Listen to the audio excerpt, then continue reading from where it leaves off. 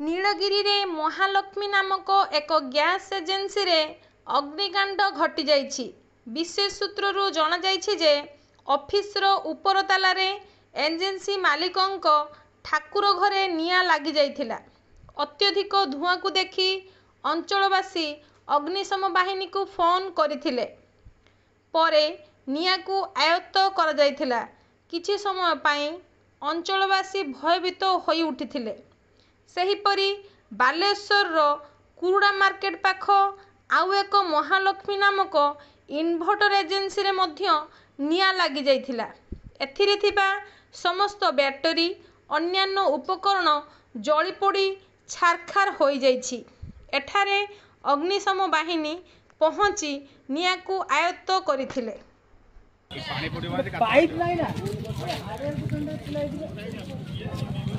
pipe टा दिने भी आउ जळी पानी मारला ना से ए बा पर ठेकता मोर बा पर ठेकता हां बार बार बार बार बोली मार जळी